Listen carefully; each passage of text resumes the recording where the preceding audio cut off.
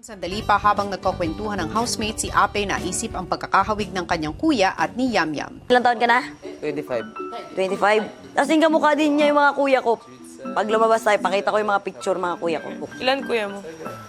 Tatlong babae kami, tatlong lalaki din. Pero di ba ikaw lang yung kumuha ng apelido ng tatay mo? What is your Bakit? ideal girl? Ako lang naman anak niya eh. Pero So, sa iba yung ibang tatay nanay, mo?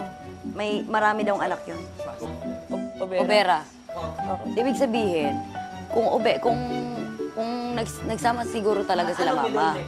Ibig sabihin, nag-love sila kasi apelido ni Papang hawak ko eh. Habang pinag-uusapan ng housemates ang nawalay na pamilya ni Ape, maya-maya lang pinatawag siya ni Kuya sa confession room para sa isang mahalagang task. Isang task ang ibibigay ko sa iyo ngayon. Kapag napagtagumpayan mo ang task na ito, madidiskubre mo na ang susi para makilala ang hinahanap mong ama. Sige po, kuya. Sa task na ito, kinakailangan mong mapatawa ang mga tao na hindi mo nakikita upang bumukas ang big bibig. Para sa personal task ni Ape, maaari siyang magpatulong sa ibang mga housemates, pero lingid sa kanilang kaalaman ang magsisilbing audience na kailangan nilang mapatawa ay ang mga star dreamers mula sa camp. Sa tuwing magagawa nila ito ay unti-unting bubukas ang big bibig.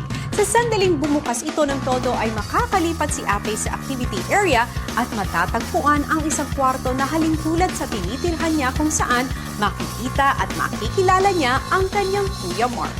Paglabas ng confession room, agad naman nagplano si Ape kasama ng mga housemates. Need ko ng tao kasi ganito yun. Kailangan ko magpatawanin yung mga tao, di ko nakikita. Ang sign lang kung tumatawa sila kasi may bibig daw na paunti-unti bumubuka, ibig sabihin, napapatawa ko sila. Kailangan daw tawang-tawa sila sa akin. No action, just voice. Okay. Bakit met? Para makita ko si Papa. Tulungan mo ko, Kuya Yamyam. Magtutulungan talaga kami, kuya, kasi pamilya na doon kami lahat, kuya eh. Tapos makatulong ako ng kunti man lang para matupad yung pangarap niya na makita niya yung kanyang papa, kuya. Ilan ba pwede tumulong sa'yo? Kung gusto niyo, ano kayo?